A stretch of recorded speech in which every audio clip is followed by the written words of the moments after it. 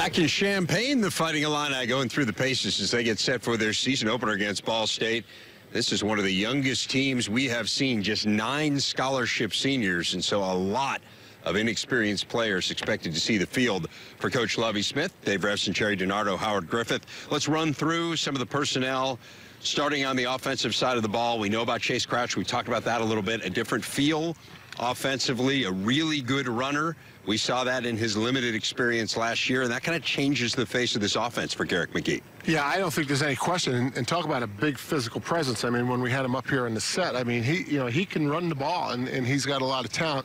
I'll start with the offensive line. I thought Garrick McGee saying that they were going to have 7 deep or maybe 8 was a good sign. They look like they're built well. It looks like some young guys in there can move their feet, but have a lot to learn. Yeah, I think this offensive line is going to be a huge key to this. When you start talking about being able to open up some holes for this run game, whether it be from the tailback position or the quarterback, it's going to be important that they can stay in a positive situation, not get called for holding, different things like that, because this is an offense that's going to have to be able to stay on schedule. And when they do have an opportunity to throw the ball, they've got some players outside that are going to be able to make some plays. We'll get a chance to finally see Mikey Dudek back out on the football field, which will be exciting for this Illinois offense. And when you talk about a second year of a program and you look at some of the teams that have to play in the conference, which we have seen everybody but Northwestern, it looks like their offensive line and their offense can match up with some of the defenses we have seen that they have to play. Not the best defenses in the conference, but especially some in the West. You look at that offensive line, you look at Crouch, you look at the running back,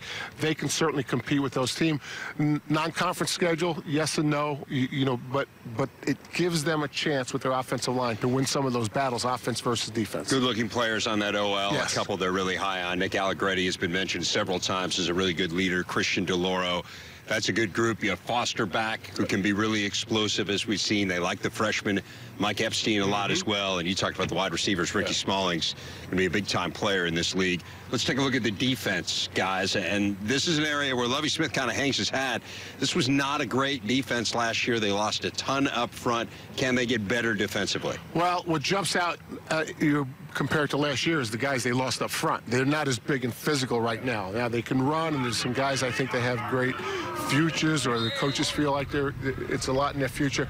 When I go back to matchups with this group, now I worry about some of the matchups, some of the direct runs in this division that they're not physical enough to stop. We didn't see a 9-on-7 drill. We didn't see a lot of real pushing and contact work. So I worry about how physical they are against the spread teams. They'll probably match up better. They're going to have to rely upon these linebackers a lot to be able to do a lot of running, be able to take on some linemen and really disengage and be able to diagnose and make plays. As you mentioned, the D-line's not that big when we talk about the physical presence, but I think it's a group that's athletic, and I think that's an important part. It's a matter of being able to keep these guys healthy, and as they continue through this off-season workout conditioning and that sort of thing, I think you're going to see these guys get bigger, but right now at this point, they're not as big as I think they probably want to be or really need to be. And I think the other thing that helps this defense is they're not a spread team. Nothing indicates that they're an up-tempo team, and that's going to help protect the defense. If they were a spread team on offense, I think this defense could be out there 70, 75 plays,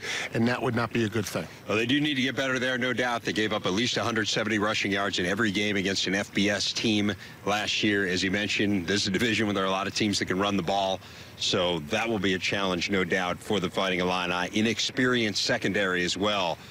Western Kentucky's got one of the best quarterbacks in the country, Mike White, so they'll be tested virtually out of the gate. That's a Week 2 primetime game here on BTN.